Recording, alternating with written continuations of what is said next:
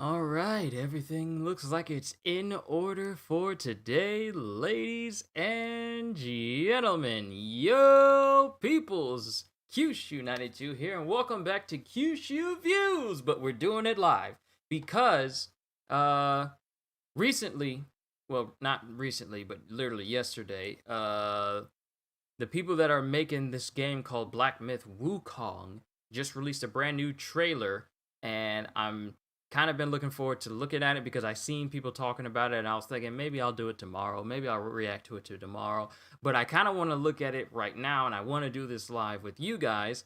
So let's go ahead and check out the brand new Black Myth Wukong trailer. Now, let me do something just to ensure that there are no mishaps, because I'm going to have it full screen, and that'll keep me from actually seeing chat. So let me do this one thing.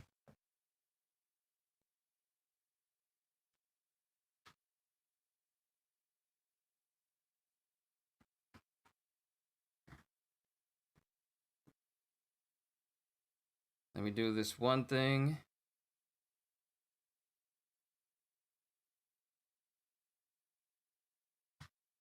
Make it full screen.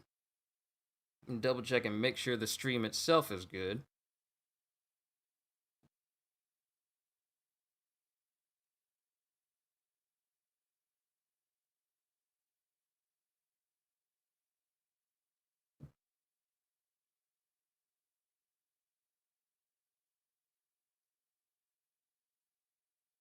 Yeah, the stream's good. Everything's full screen now. I got chat off to the side so you guys can see yourself on the side as well. Let me actually make sure you guys can, whatever you guys put up in chat shows up on the side. Good, good, good. Everything's good. All right, let's go ahead and check out this brand new Wukong trailer.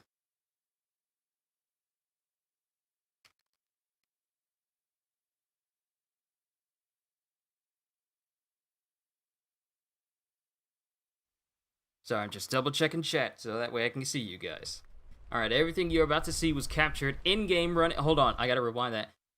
Everything you're about to see was captured in-game running in real time. Work in progress does not represent the final look of the game. Now, the thing about this game is everything already looks so good in the last trailer that we got. And they're saying that this does not represent the final look of the game. So, let's just check it out.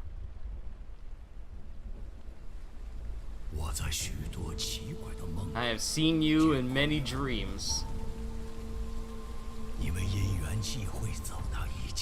You're truly an odd bunch, under the same banner, but each for his own purpose.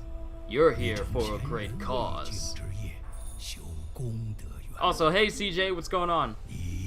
You want to be among the gods, and hear your name praised by generations to come.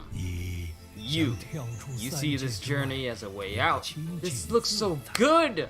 This is what a work in progress looks like.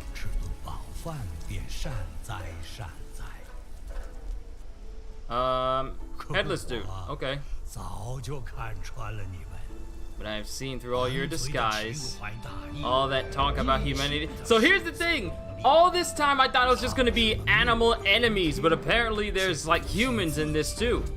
And some really weird looking humans, I guess, as well. Yours is a pathetic quest. You're full of obsessions despite what you claim. Sow and reap a cause and effect. This ill karma will eventually orchestrate your downfall. Oh, I cannot wait. And this is 12 minutes. 12 minutes worth of...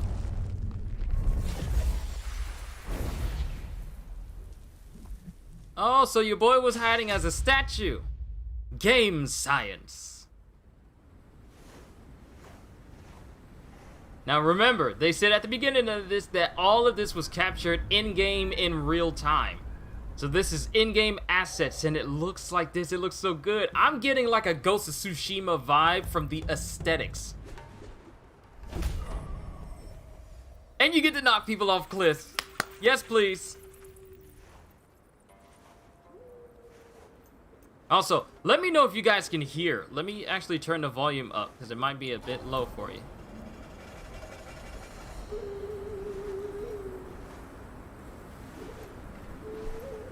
You got some weirdo goat men. Oh, what was that? The screen just went dark all of a sudden.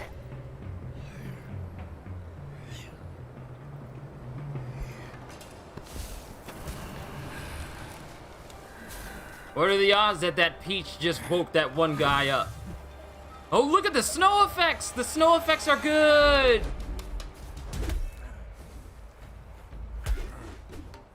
Look at this! These are good snow effects! Deformation and everything, and seeing it spread around as the further you move and faster you move like that. It's like not every game knows how to get snow correctly in games. Like, looking at this now, this looks good, and mind you, this is a video compressed for it to be on YouTube, but imagine this game running at a smooth 60 frames. But like I said, not every game knows how to get snow displacement right, and this looks like it gets it pretty good so far. Not just from the player interacting with the snow, but from the enemies interacting with it as well. And actually, you know what? This quality is at 480. Let me bump up the quality to 720 and 60 frames. Hopefully this, okay, I can see this, there's quicker frames in here. Smoother frames with it being 60 frames. I'm sorry if I kept it at 480 this whole time, but it looks even better this way.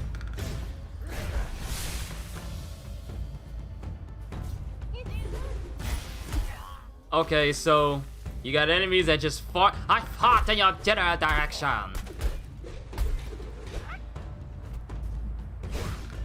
So there's like some aspects we know from like the From Software games, such as using stamina to dodge and using stamina to make attacks. But here, oh, he's drinking some sake to get some of his health back.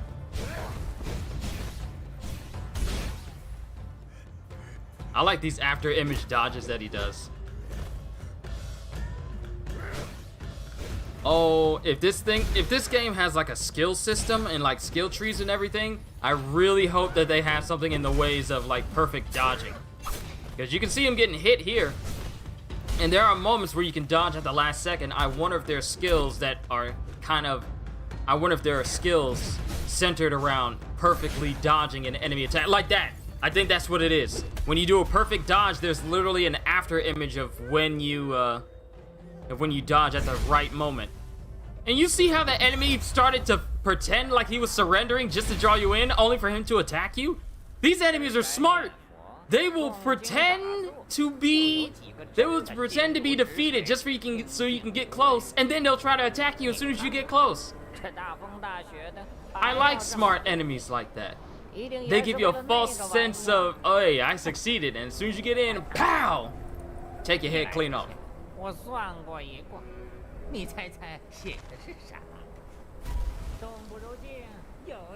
Wait, is that a bird with a man's face? It is!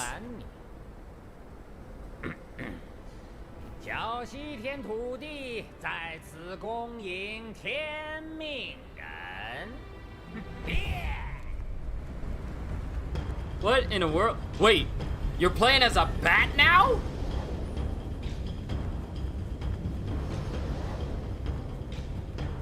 I did not know that this is one of the forms that Wukong could take. Yo, big dragon! Is that Kaido?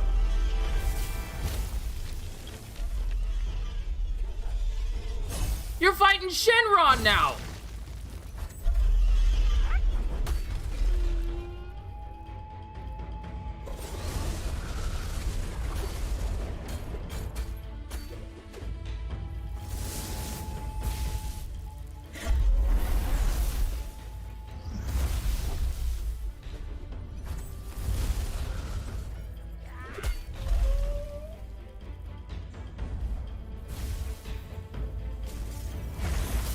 Ooh.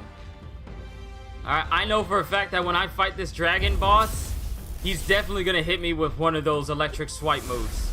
Because I'm gonna think that I have enough time to dodge, and I'm gonna dodge at the wrong time, and he's gonna hit me with it exactly right when I have no health left.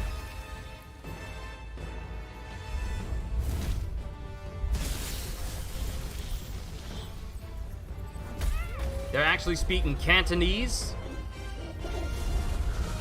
Even if this game had like an English dub, I'd probably keep it in its native language because it just fits the aesthetic of it. So, ooh, he knocked it down. The native language just fits so well with the aesthetic.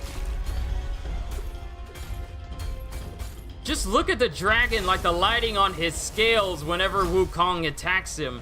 And the hits hit him, and you see the indentation where the lights turn into shadows. Just a little bit of details there that make it look all the grander. I wonder if this will have an English dub option. I don't know. Maybe. But I'll keep it in its native language if that is an option.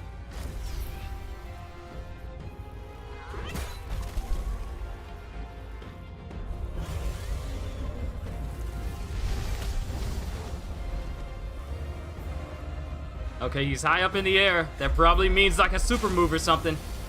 Okay, so he's basically Shin Godzilla beaming the whole area right now. Does that signify that he's in his second?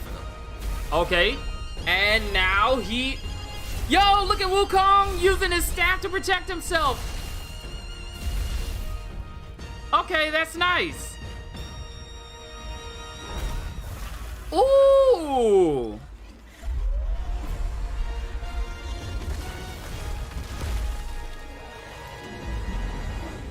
Okay, you're underwater. Is this an underwater fight now, or is this a cutscene?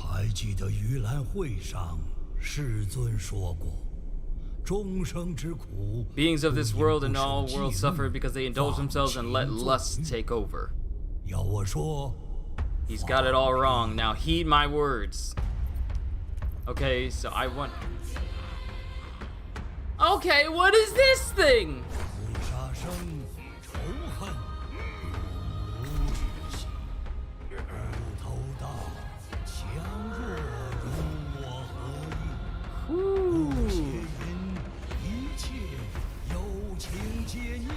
Okay, that guy's definitely gonna mess me up simply because he can light speed dash like that.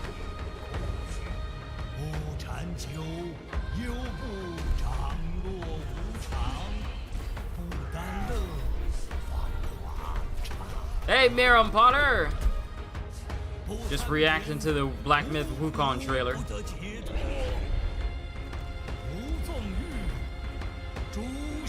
What are the odds that that's the head from the headless guy we saw at the beginning?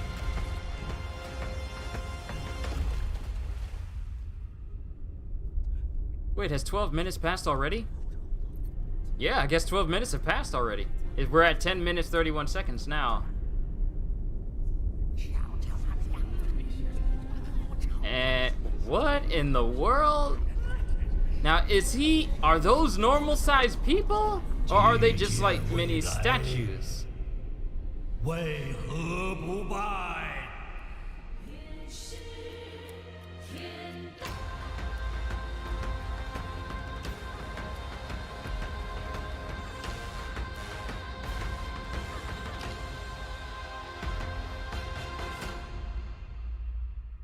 All right, Black Myth Wukong is definitely on my radar, and this was a trailer showing off Unreal Engine 5.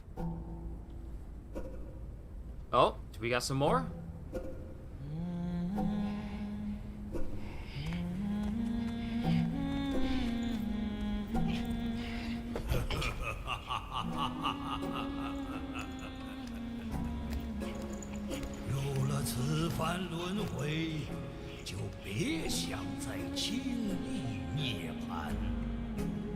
Okay, he was running away from someone, but who was dragging him back? Because we didn't see anyone behind him.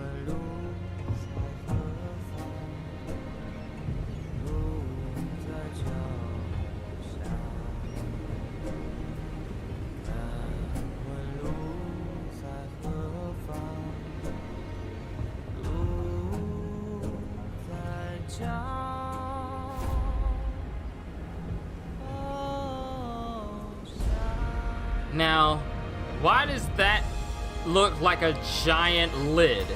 Like it's supposed to go on top of something. That looks like a giant lid that went on something, but something happened, and now that lid is someplace else.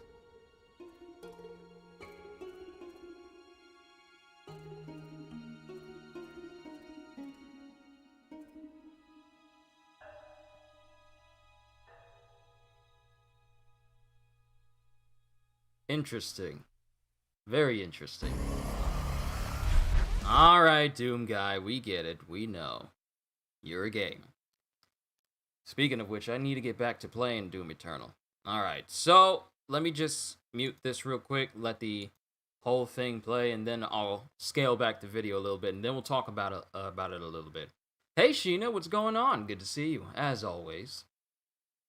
Actually, I can skip this ad now. Alright, so let's dial it back a little bit. And since I have it 720, I can admire the aesthetics just a little bit more. So, this was the most recent Unreal Engine 5 gameplay trailer for Wukong. And mind you, the aesthetics of it look... How bad am I waiting for next Wednesday? Well, Igor, I am patiently waiting for next Wednesday so I can bring you yet another solo leveling reaction. You know me, I'm always looking forward to every single time I do one of those for you guys. So I know it's going to be a long wait, like a couple of days, and each day is like 24 hours, so it's going to be a long string of hours for me to have to do another reaction to solo leveling, but I'm patient. I don't mind waiting just a little bit longer in order to bring you yet another reaction from such a wonderful series. So, I'm patient about it, Igor. Very patient. This game is looking great. Well, yet another reason to get a PS5. 2023 is going to be a wild year for gamers. This game comes out in 2023. See? I don't mind that whatsoever.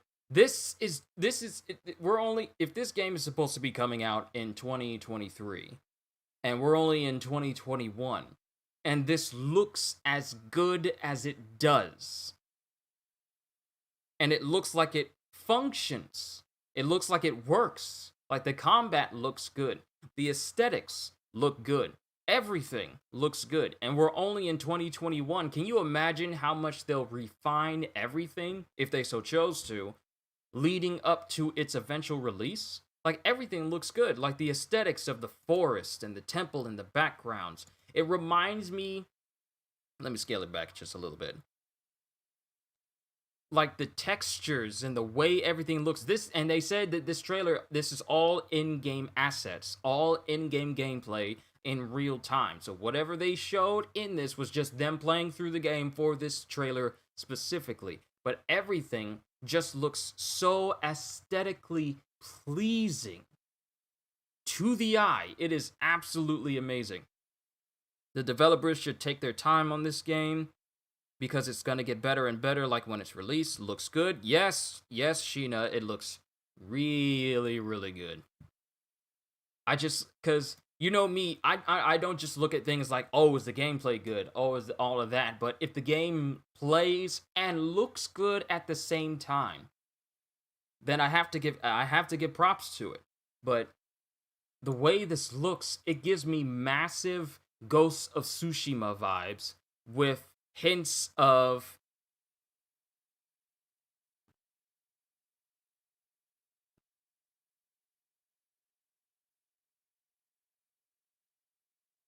sorry, I was just reading what Igor was saying. The last chapters of the manga are so good that when they come out, it feels like opening a Christmas present. Hey, Igor, we have some more chapters to go for solo leveling, so let's I'm not telling you to bottle up your hype and everything, looking forward to those next chapters, but keep that hype until the next chapter comes out, because I can't wait to read that with you guys. But the detail on everything in this is just amazing, like from the stone structures and fences that they have here, to the trees and the mountain ranges, to even something like this, just like a little mountain path that's just sitting here in the forest. It's not so overly green where it's like, oh, everything is perfect in this forest. No, it has like this underlying ancient feel to it, which is really cool. Details is one of the key factors in every game. Like, it needs to be perfect. And actually, let me go back a little bit. You got this dude playing his, I believe it's a biwa or a shamisen.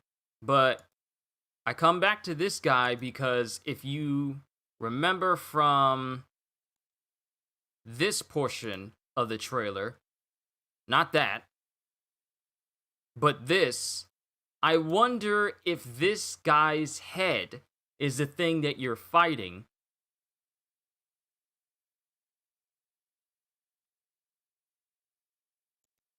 And I wonder if it belongs on his shoulders. Because what are the odds that you see a headless guy at the beginning, and then you see a head rolling around at the end? So what are the odds that it belongs to him? I don't know. I'm just assuming. I know next to nothing about this game, save from the trailers that we've seen. So that's pretty much all I'm going on right now. But going forward, and I'll keep it on mute so that way you guys can just hear me. Like, just the sense of detail, like the shadow and the lighting and the ray tracing and everything, it just looks like it all comes together. Now, when it gets to the gameplay, let me actually speed that up a little bit. He's actually Wukong turned himself into a statue. And you finally get to see him walking through this whole map right now.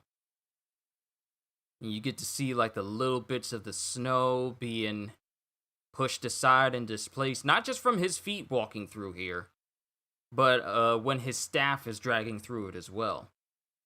You get, and I'm a bit of a fan. I'm a fan of knocking enemies off of cliffs when they're unsuspecting. So when he knocks them off right here, I feel like that's going to be something that I try my best to do all the time.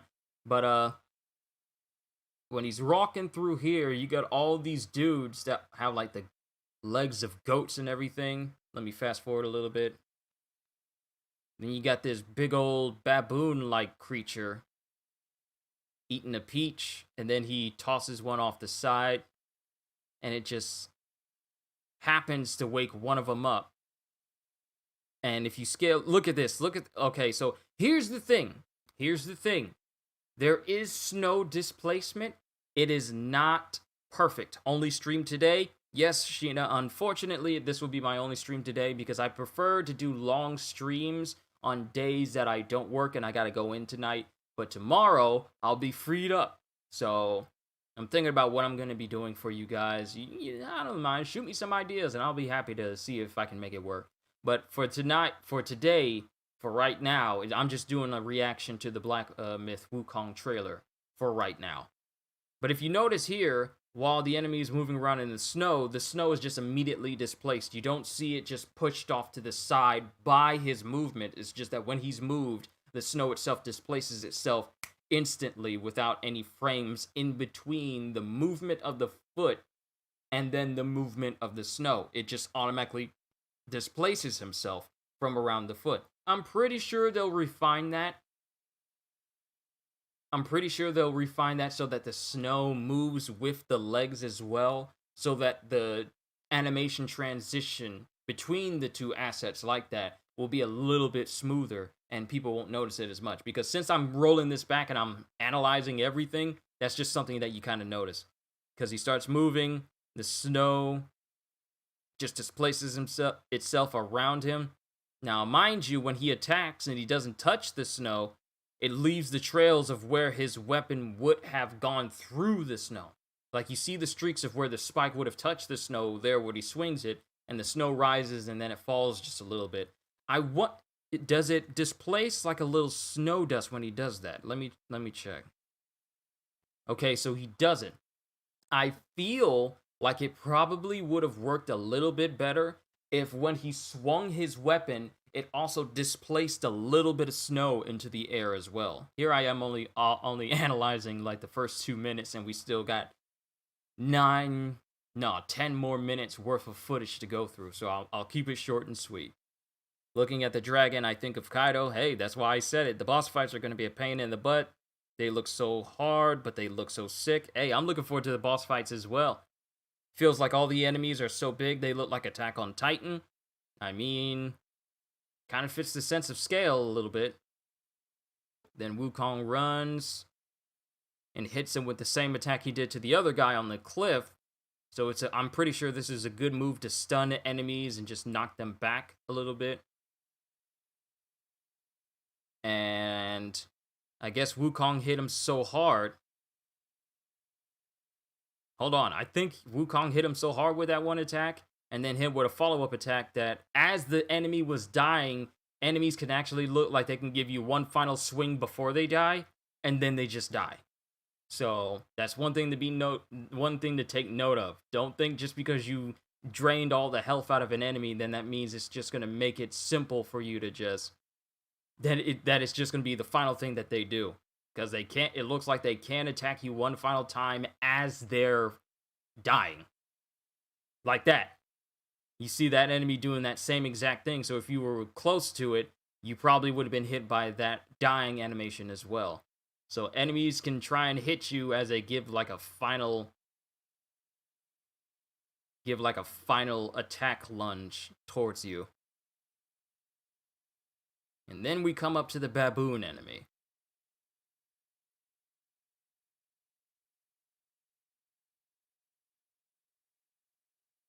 Got a massive sword, and in that instance right here, you see what looks to be the perfect dodge, because he leaves an after image of himself in the bottom left corner. As soon as he dodges,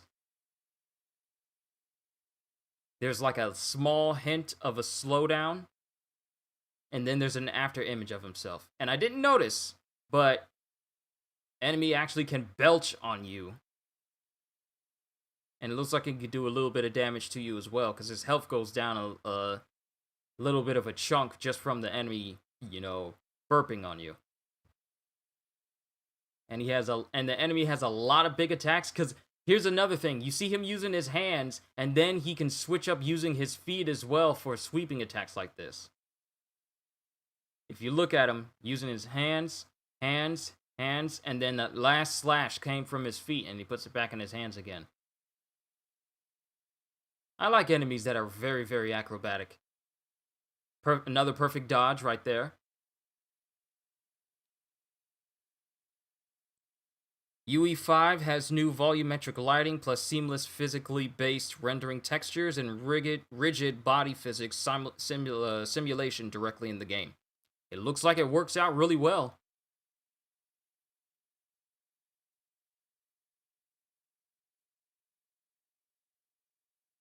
Another perfect dodge right there.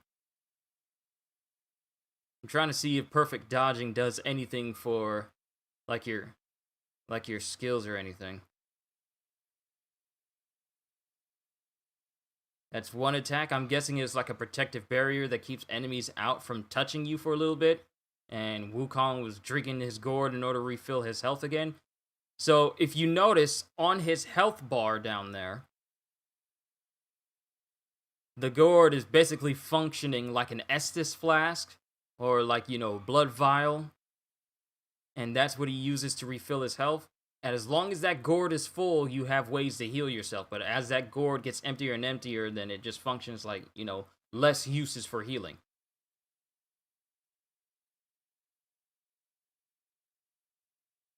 And he also has like 3 separate bars. One bar is his health, that's the top white one. The blue bar is I'm guessing his magical attack, and his yellow bar is his stamina bar, which is allowing him to actually, when I look at it, when he does the perfect dodge, the blue bar drains out. So are there a certain, oh, here's the moment. The enemy looks like he's surrendering, and then it tries to attack you. Like this moment right here, you hit him on his head, he gets down on his knees, he puts his hands up and pretends to, surrender, and then if you were to get close, he would have slashed you right there in the face.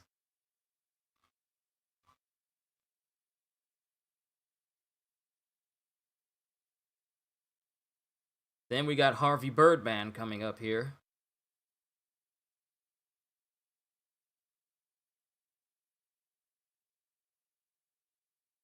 The aesthetic look for the enemies themselves, very, very detailed. And then you're basically a bat now, just flying through the canyons, following this Birdman. Not many games will let you be a bat and just fly around like this. Now, I can't tell if you can do this everywhere or if this is just like a way of you getting towards this giant white dragon boss.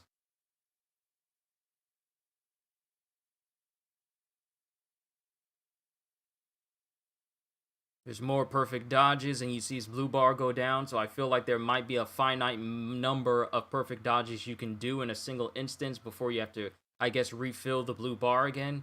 Doesn't look like it's regenerating, so I can't exactly tell.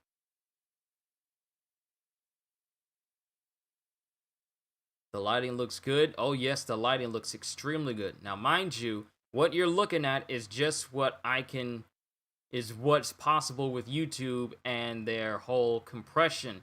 So what we're seeing, if anything, it looks like it could be watered down from what it looks like for the people who are developing this game.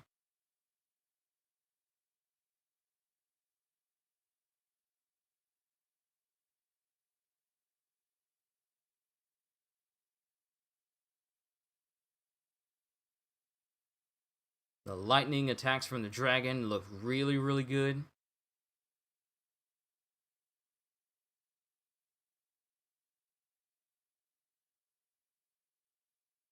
And he stuns it enough to knock it to the ground.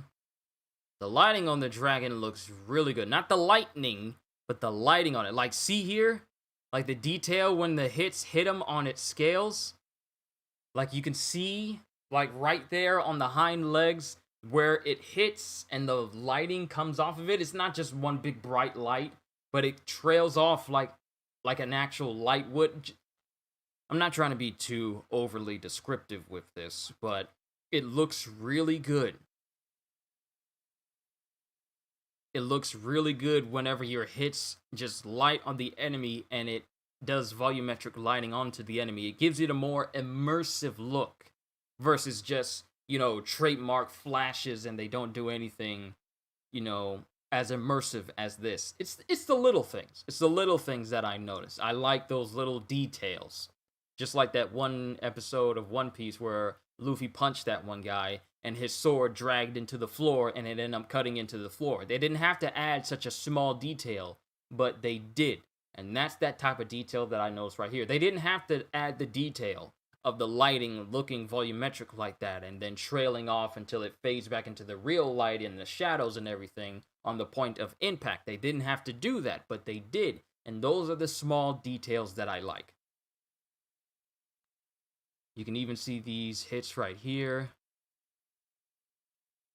Still using lightning, and it shows him slowly climbing up his staff that you see later in this boss fight. That I wonder if he had fully extended his staff in order to avoid that, would he have been able to avoid that and not get hit at the same time? Because I'm actually looking at this, and the damage that he sustains is not as big as that of a Dark Souls boss. Because Dark Souls bosses, with the amount of times that Wukong has been hit during this boss battle, he probably would be dead if this was Dark Souls. But it's not Dark Souls. It's borrows some things from it, but it's not like, hey, you need to watch yourself, otherwise this boss is going to kill you in 2 hits, like any From Software game. So there are certain aspects of this that are Dark Souls-like, but they're not exactly Dark Souls. And then we have the big attack that's going to have him use his staff in order to avoid all of these attacks, like he's using his laser from the air. And then he starts to summon lightning all over the place, which I believe is going to start electrifying the ground, keeping you from, staying on the ground for too long. Like the fact that the player can do this. Then uses his staff to smack him right in the face. And then I can't tell if this is a ending cutscene to the end of the boss fight or if the fight is going to continue on the water because it goes over to the next scene. Dragon, I choose you.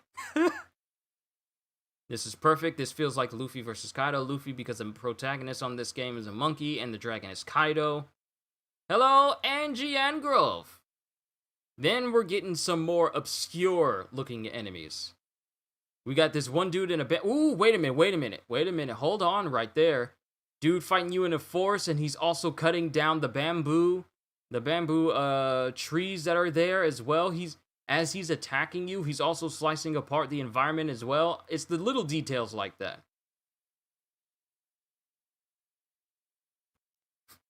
I love boss battles that do this sort of thing. I love boss battles that force you to fight in an environment, and when the enemy attacks, it also can start destroying the environment around you as well. I kind of like that. I like that little bit of showing you, hey, it's not just you that can end up messing up. It's the entire place that they're fighting you in that they can just start to demolish as well. It gives you a sense of power behind the enemies that you're fighting. Because anybody can just fight a boss, and you're just fighting the boss, and it does literally nothing to the world that you're in. Like, say you're fighting someone, and they just hit you with a nuke blast, but it doesn't do anything to the environment. Whereas some other games will do that same thing, but if it misses you, it'll hit the environment, then there's a massive explosion, then it starts to carve out more of the environment around you. It's just the little details. It's little details like that that some people will really notice, and it'll make the game richer in immersion like that. Small thing. Then we got this one guy who, I'm guessing, I can't tell if he doesn't have any hands or if he's choosing to... I'm choosing to use earthbending because he's using his foot to literally lift a chunk of rock out of the ground and then kick it towards you. But he's not using his hands to do it. So we got earthbenders in here, it seems. Then we got this dude. I can't tell. Is this what type of... I can't tell what animal this is because this is an animal-like creature. But I'm trying to pay attention. Is that a tiger? That's a tiger. That's a tiger. That's a tiger with a massive blade.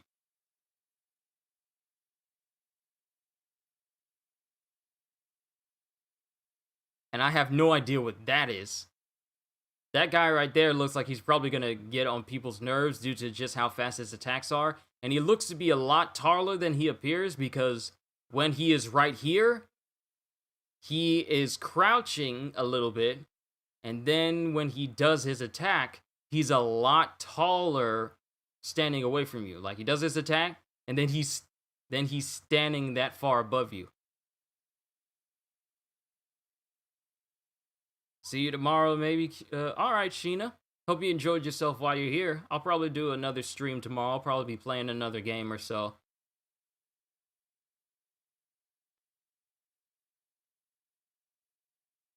And then you're fighting this dude who's attacking you. You have an enemy who's throwing tornadoes at you, like mini tornadoes at you.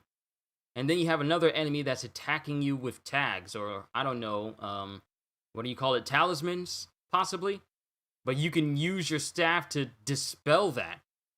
And I guess that's the animation. I guess that animation where he's trying to drink, but there's nothing in it. I guess that's the animation of your gourd being out of juice for you to heal yourself. So maybe that's the animation that happens when you completely run out.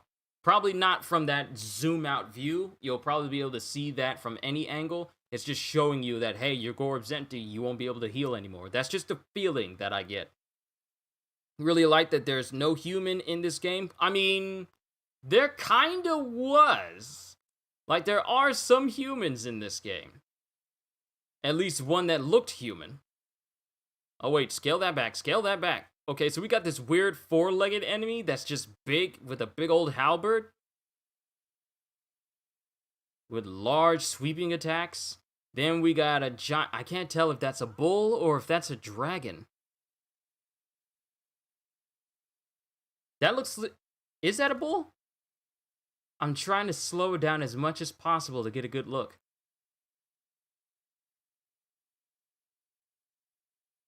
It looks like some sort of bull-like creature. I don't know. I can't tell. But he's attacking you with giant electric, I don't know, hammer staff things? I don't know what to call that. Mallets? Electric mallets? Then you got that dude who apparently with that big sack on his back can shoot out cords in all directions. And then we got the big old bear with the red eyes, who's just... Are we not going to talk about the giant bear with the red eyes, the glowing red eyes with the trails coming off of his eyes too? I will be out when you saw that big bear. It's terrifying to look at, but looks sick. I know it looks sick, and it has a bandolier over itself. So does it actually have a weapon it could attack you with? Oh no, that's not a bandolier. Those look like giant prayer beads. And then you have whatever this thing is. And then you have the giant rolling head.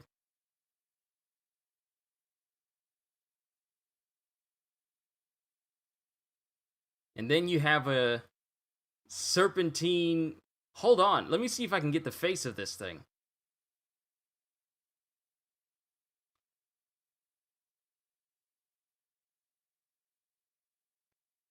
It jumps at you, catches you in its jaws, and then just throws you around. I'm trying to get a good look at its face. That's about as close as I can get to its face. It looks like a bipedal dragon a little bit.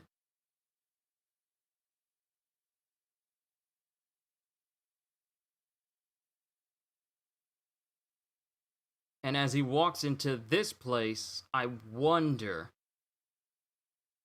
I've kind of wondered, like, the people that are in these walls right now, I wonder if they're that size, or if he's just so far away from it that they appear to be miniature size. I feel like they're miniature size, but the aesthetic of it and the sense of scale, it just, the depth perception of this just messes with me with it.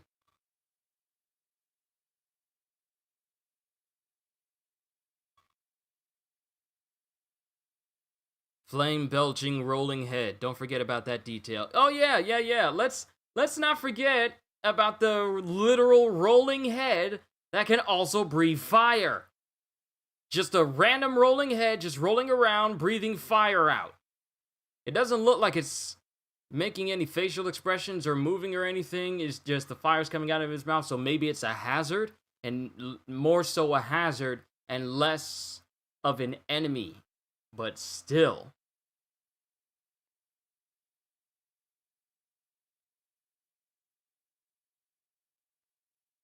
But the aesthetic of it all looks really, really nice. Let me fast forward through this. And Wukong is trying to run away.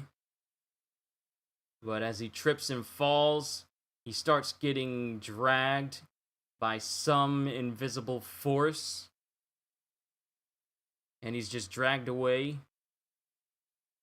And then it shows this giant, I'm going to say teapot lid or a lid of something. And it's just embedded in the mountains, so...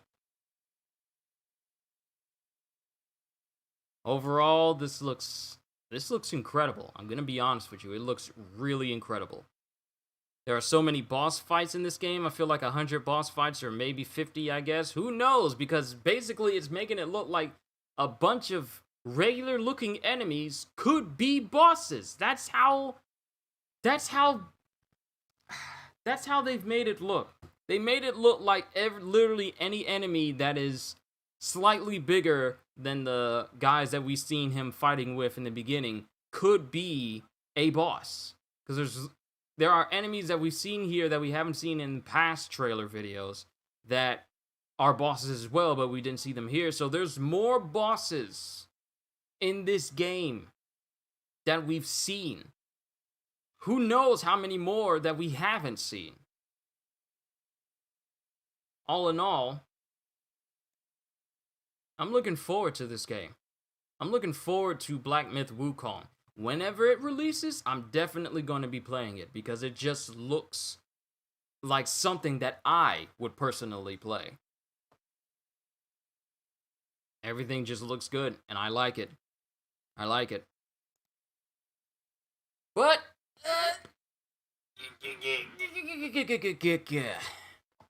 that's just my reaction to Black Myth Wukong. And seeing as how you guys came out to see me react to this, I just want to say I'm incredibly appreciative that you decided to come out. But that's all I'm going to be reacting to for today. There'll be plenty of time for me to react to other things later on, but I just wanted to get my 2 cents on the Black Myth Wukong trailer. And for what I've seen, I want more. I really want more. But if they're taking their time to do this and they're doing it right in a sea of people releasing games and it's half finished, oh, we'll fix it later, oh, we'll work on it a little bit at a time after it launches. I really want all the people of Game Science and Qushu, actually, let me see how they say their name. Let me see how they say their name here at the end.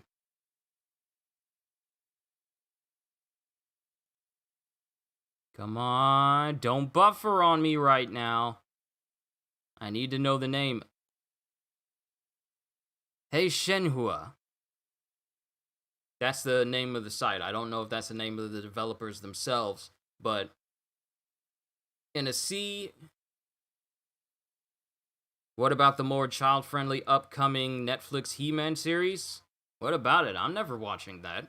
I got my dignity to think of. I have standards for when it comes to looking at cartoons and stuff on Netflix. The new He-Man flicks, the He-Man flicks series does not fall into that category. But I hope the team that is making Black Myth Wukong take their time doing this game, because too many games come out right now, and especially if they're live service, even though this doesn't look like it's going to be live service. There's too many games that are coming out saying like, oh, we're going to release stuff over time, oh, we're going to fix stuff over time, and then a game can release and it still doesn't fix its own problems 10 months after it launches, and it wonders why it loses so much of its player base. I feel like in the midst of games like that existing now, that still can't fix their own problems, I want Black Myth Wukong to be worked on at their own pace. They release it when they want to, and only when it is finished. If there are any updates after Black Myth Wukong, let it just be to fine-tune things, not fundamentally change things that should have been fixed once the game launches. But I feel like the team that is making this right now, I feel like they're taking the approach of, hey, we'll let this release when we're done making sure that the game is perfect. And I feel like that's what the team making this game are doing. Then again, I don't want to, hype them up too much, but from what I've seen, it looks like this game is in very good hands, especially from a developer that many of us have never even heard of. This looks to be in a direction to get people's attention once it starts to ramp up. So I'm actually looking forward to this. To be honest, this year is a bit boring when it comes to gaming because we have no big game except for Ratchet & Clank and Resident Evil Village. Pretty much, this year has been relatively dry in terms of really, really, really big games releasing. Now, mind you, Ratchet & Clank came out, extremely good, one of the top contenders for Game of the Year, bar none. Then you have Resident Evil Village, that's released. And of course, you have the, annual, yearly EA games that are always releasing.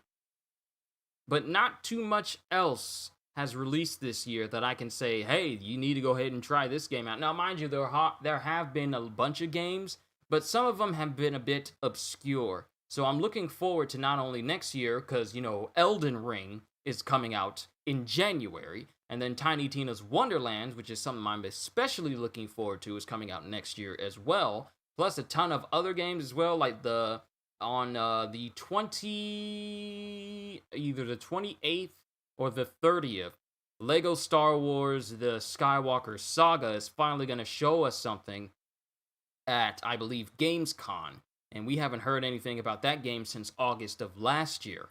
Well, actually, it's just been about 4 months since we last heard anything about it. So I'm looking forward to that as well. But as of right now for this year, there really isn't anything that I'm going out of my way to say that, hey, I'm looking forward to that game. God of War Ragnarok, looking forward to that. But Santa Monica, I trust them to take their time and release it when they're ready. Because they were saying, like, hey, it could possibly release this year. but they decided to push it back, which I think was by far one of the best ideas they've had concerning God of War Ragnarok. So that way the game can be just as good, if not better, than the previous one that came out.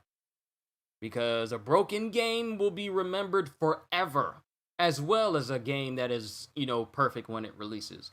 And I mean, I'm pretty sure no developer wants their games to be remembered as a broken mess after it launches. I mean, ask Crystal Dynamics, they know. Horizon Forbidden West is delayed, so next year too. Yep, Horizon is delayed as well. But we got a lot of good games that are going to be coming out next year that I'm really keeping my eye on. Not too many that are this year. That's why you see me playing some of my old games. And I still got a bunch of games that I can bring to the channel that I just haven't played or haven't played in years to keep me occupied. Because I got a ton of games that can just keep me occupied going into next year. No problem. So that'll probably tie me over until the next year starts. And that's when some games are going to be coming out, and that's really when things are going to be ramping up. So I'm really looking forward to next year. Not that I'm rushing, but I'm looking forward to that next year as well. But yeah, that's just a handful of games that I'm really looking forward to. But that's all I got for you guys, ladies and gentlemen, today. I really do hope you enjoyed this little stint of me going live and reacting to something. I'm glad I managed to react to this. And the thing about this is number 10 on trending for gaming. This just dropped yesterday, and it's already slowly approaching 2 million views. I don't know why anyone would dislike this, because it looks absolutely amazing, but I guess, this type of gameplay isn't for everyone. But at the end of the day, this is the type of gameplay that's for me, and I'm really looking forward to it. I am really hoping, and this is just a prospect and a wish of mine, I'm hoping and praying, but I'm really hoping and praying that we finally get a Marvel game where you actually feel like a superhero. I really hope we get some more solo Marvel superhero games. Maybe ones where you can be as the Hulk, or maybe Thor, or any one of the Avengers on their own, because frankly, as of right now, there's a certain game that's out right now that just does not fulfill the need of being a superhero. And I feel like if Insomniac is able to make a fantastic Marvel video game, there shouldn't be any reason why any developers doesn't look to Insomniac as an inspiration to go beyond what they have done and give us just as well an experience with other heroes. Like if Rocksteady can give us Batman and do a phenomenal job with their series, and Insomniac can give us Spider-Man and do a phenomenal job with both Spider-Man and Miles Morales, then if they put their heads to it, I feel like any dev could accomplish what Insomniac is doing. Because I was playing Just Cause 4 yesterday, and the big ticket thing about the gameplay is it gives you an entire country to just fly through or glide through, or if you have some of the DLCs, use a jetpack and just fly around and just go through the entire environment. You can go so high up into the sky that streets down below look like lines. You can see the clouds underneath you. You can see tornadoes in the distance. You can see the literal different biome changes off in the distance of the island. And it's a massive island. It's a massive island. I believe, actually, hold on. Let me look up just how big the map is. Just Cause 4 map size. It is 1,024 kilometers. Which is this, so in a sense, okay, is Just Cause 4 map bigger than 3? Just Cause 4 map bigger than 5? Alright, so here's the thing. Just Cause 3's map was 3 times bigger than Grand Theft Auto 5's Los Santos, though the map for Grand Theft Auto 5 was more densely populated. Now, Just Cause 4 is inbound and is bigger in terms of everything, including the map size. The map size of Just Cause 3 was 400 square miles.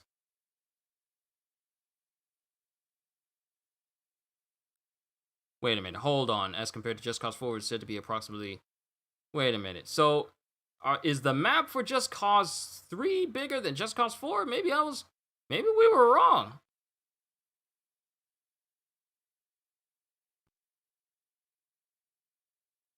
Huh. So I guess the map for Just Cause 4 was a little bit.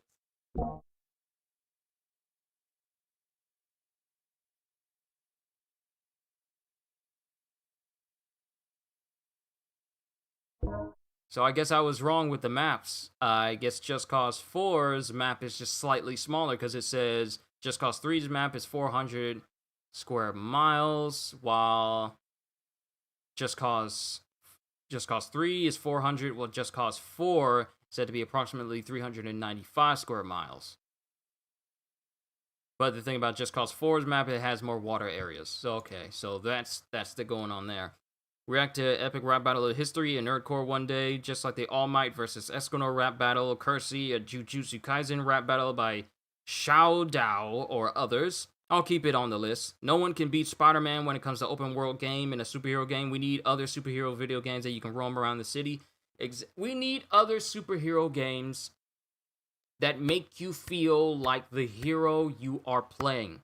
Now, I say this all the time when I played Marvel's Avengers. The game is not installed on my system, and I have absolutely no reason to install it back because it doesn't fulfill the needs that I feel it should be as a superhero game. But when you are playing a superhero game, you need to feel like the hero you are playing. The reason why Spider-Man works is because the world is built with Spider-Man in mind. You have an entire massive city to swing around. You have all of his abilities that work well for him in combat. Now, his combat is made specifically with Spider-Man in mind. It's not just run up to a dude and punch them. No, you can customize it a little bit. Web him up, throw him at his friends, or rip off a sewer lid and then just throw it at somebody. Or you can web up someone and then just throw them into a wall and stick them to the wall and just knock them out completely out of the fight. There's different ways you can go about being Spidey in Insomniac's Spider-Man game. And then, not only does Insomniac's Spider-Man really set the bar for just how good it should feel to play as a superhero, but you can do something as simple as just swinging around the city. You don't have to do any crimes, you don't have to do any mini games. You can just swing around the city and it just feels relaxing and good to do. Rocksteady, when they gave us Batman Arkham Asylum, we were confined to Arkham Asylum itself. The aesthetic was everything that had to do with Batman. All of his bosses, you had to figure out a different way to fight them. Taking on Killer Croc, you sneak through his domain in order to keep him from grabbing you from under the water. If you moved too fast or made too much noise, you would have attracted Killer Croc. Then as the series went on, the environments got even bigger. Arkham City, you have even more villains to worry about. More foes to worry about, double takedowns, triple takedowns. The way things happened for Batman and the gameplay for Batman evolved as the games went on. And not only do you get to feel like Batman when you're fighting enemies, but you get to feel like Batman because Batman is not just the world's greatest super ninja, but he's also the world's greatest detective. Instances where, like in Arkham Asylum, you had to track down Jim Gordon when he was taken by the Joker and Officer Bowles.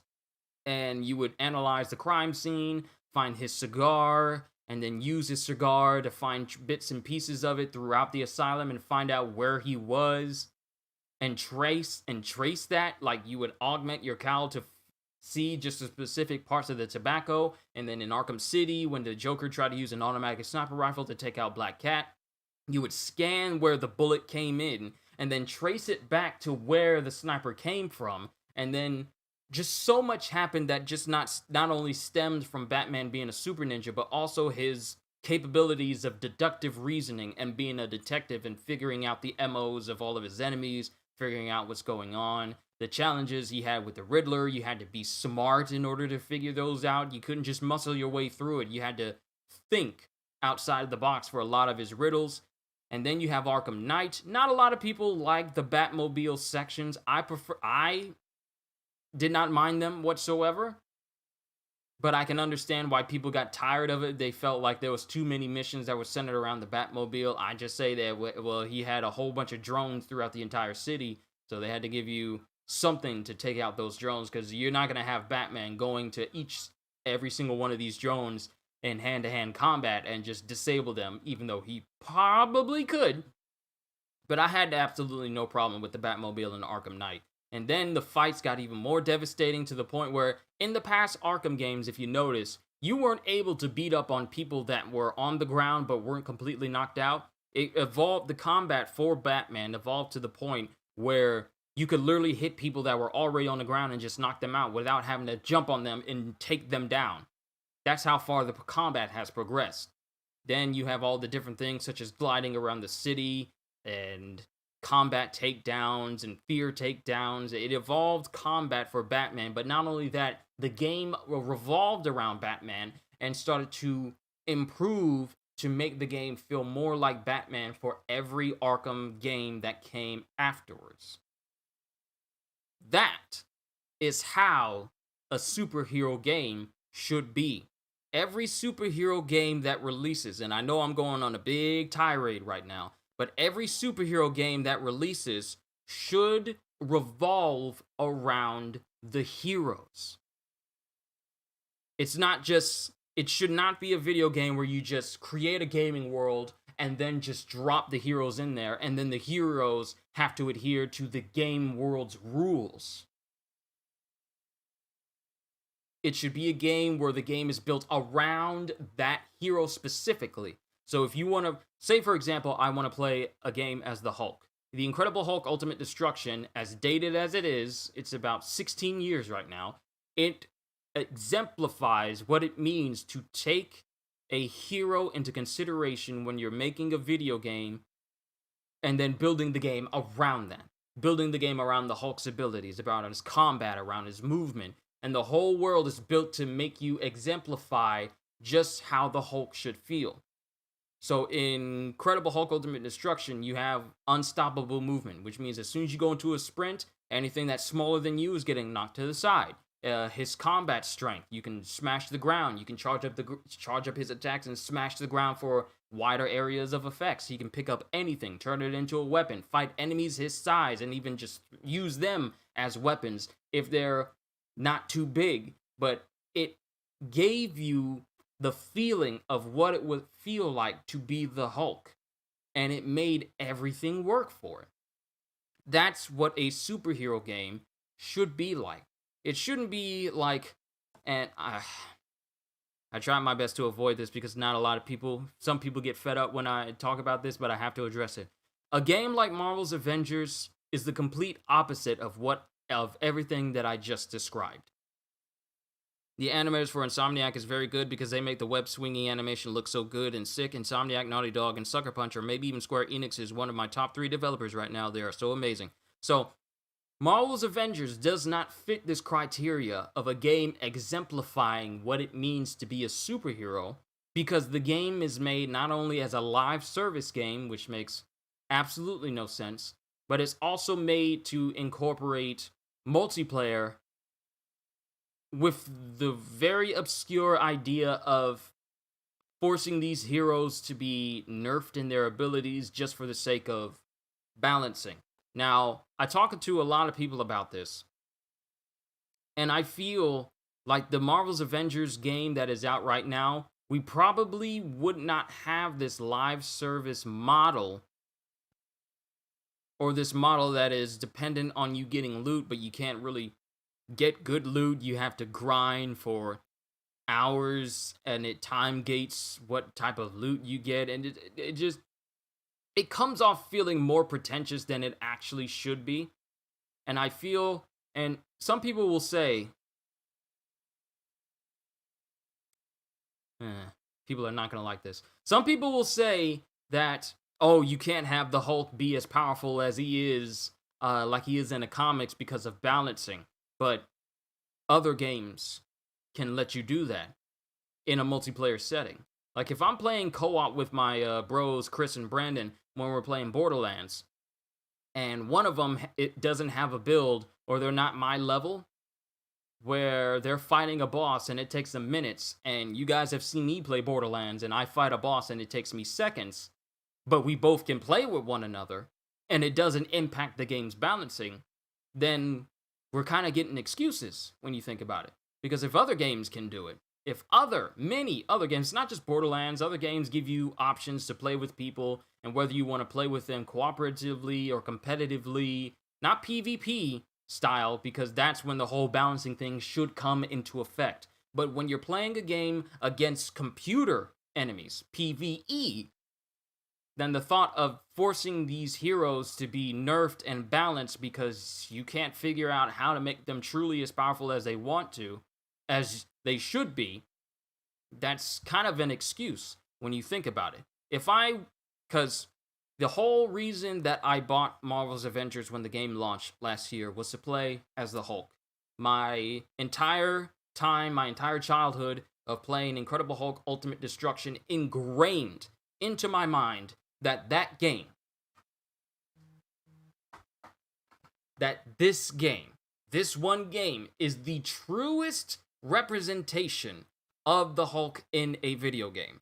We have not seen anyone represent the Hulk perfectly and accurately as much as this in any game since. Now, mind you, there are games that can do things that Incredible Hulk Ultimate Destruction can't do, such as the Lego Avengers games. That's the only game I know where the Hulk can literally jump entire distances like he's supposed to, but for some odd reason, he can't do that in games made in later years.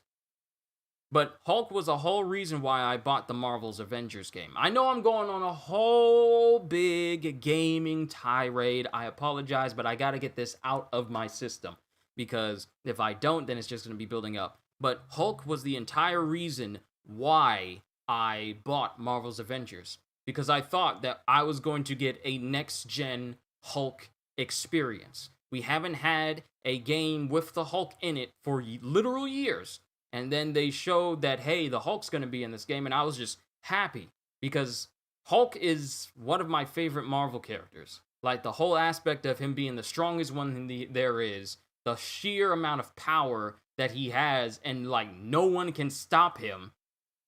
Like, there's entire videos that are just dedicated to the Hulk destroying things, and it's so therapeutic to watch. But imagine my surprise when I get Marvel's Avengers, and I play through the game. Though, not even just the game, but playing through the beta. Because I pre-ordered Marvel's Avengers when I got it originally. And I played through the beta, and he couldn't move all that fast. He was just lugging around and running all sluggishly. He wasn't jumping all that high. I couldn't pick up cars. I couldn't pick up anything around my environment. I could only pull up chunks from the ground. His main combat gimmick was grabbing onto enemies, and some enemies would be resistant to you grabbing them. It's his combat just felt like it was off.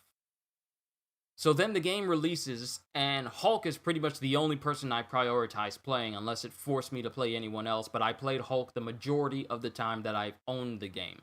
And I never got that sense that, hey, this is how Hulk should feel. Like, he feels incredibly powerful. Now, mind you, this is before they nerfed gamma status effects, which allowed you to do exceedingly crazy amounts of damage to enemies, and they just completely nerfed it because apparently they don't believe in superheroes being super. So, playing through it, I never really got the feeling that Hulk was truly as powerful as he should be, or just accurately represented. And I feel like with them saying, like, this is our own interpretation of these heroes, I feel that is the true detriment of the heroes of Marvel's Avengers. Because with their interpretations, they're basically the most mundane, weakest versions of the Avengers that we have ever seen. I mean, Earth's mightiest heroes, they're strong. You clearly see it in the episodes in that show. Even the Marvel Superhero Squad, you know, the kiddie show that would show early on Cartoon Network, even those heroes are strong.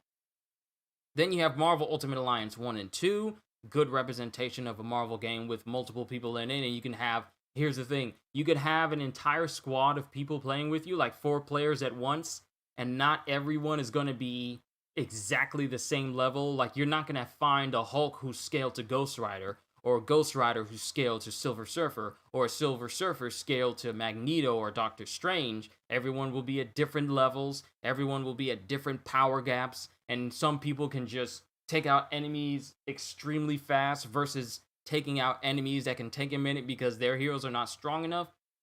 It didn't scale enemies to your level just because that's how difficulty works. Like, if you were overpowered, you were straight up overpowered. And if you got yourself so overpowered to the point where when you hit people, they just straight up disappeared. They didn't fall over dead. They just, you hit them and they just, in a flash of instant light, they just disappeared.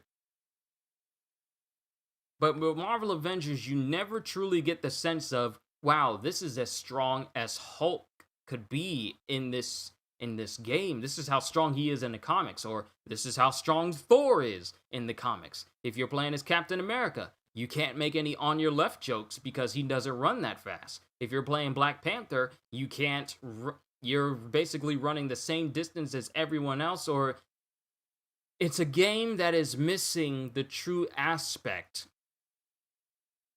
of super with its superheroes.